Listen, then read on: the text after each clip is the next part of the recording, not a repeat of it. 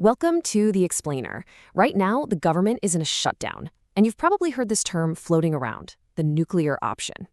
Today, we're going to break down the one single Senate rule that's at the heart of this whole political standoff, and why what happens to it could literally change American politics forever. So, right in the middle of this government shutdown, former President Donald Trump drops this bombshell on social media. He's calling for Senate Republicans to use what's known as the nuclear option and just get rid of the filibuster entirely. And this isn't happening in a vacuum. This call comes on day 31 of a shutdown. I mean, that's over a month that parts of the federal government have been completely frozen. The pressure is absolutely immense. But what even is this filibuster he's talking about? And why is it so important? Why is it the key to this entire political battle? Okay, let's really dive into this. All right, so to really get what's going on, we have to understand this one Senate rule that's causing all of this gridlock. So in simple terms, the filibuster is basically a tactic that lets a minority of senators stop a bill from even being voted on.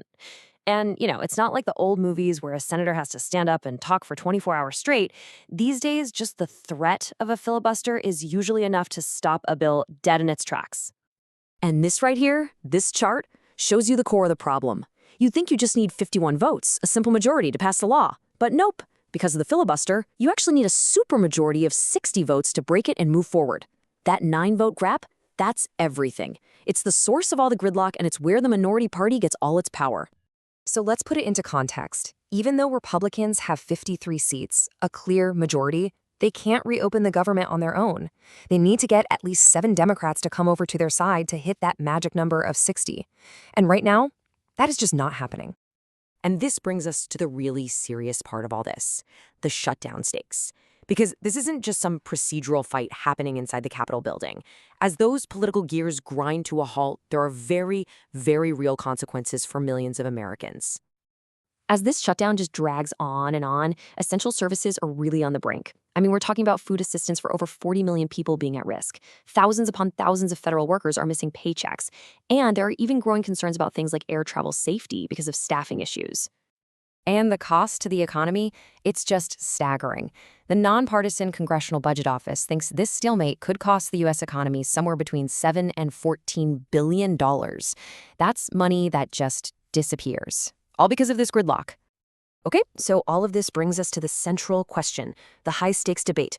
Should the Senate just get rid of this rule once and for all? You can really see the two sides of the coin here. On one side, people who want to scrap it say, hey, let the party in power actually govern. This would end the constant gridlock and let popular ideas pass. But on the other side, its defenders argue it's a vital safeguard. It forces the two parties to compromise and protects the country from just wildly swinging from one extreme to another every time there's an election. And you hear this argument a lot from people who want to scrap the rule, like some Republicans right now. They're basically saying that the immediate, real-world suffering caused by gridlock is way more important than some old procedural tradition. But here's the catch. Here's the deep-seated fear that's made both parties hesitate to pull the trigger. What happens when you're no longer in charge? The same tool you use to push your agenda today could be used against you tomorrow. And that thought is, frankly, terrifying to many in Washington. This isn't some new fight.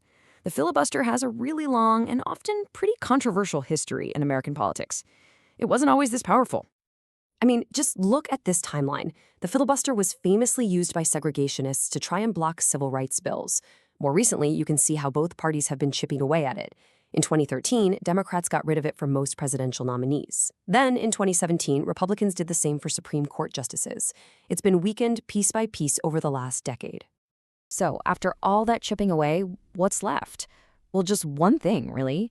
Only the filibuster for actual laws, for legislation, is still fully intact. And that's the one at the very center of this shutdown. It's kind of the last stand for the 60-vote rule.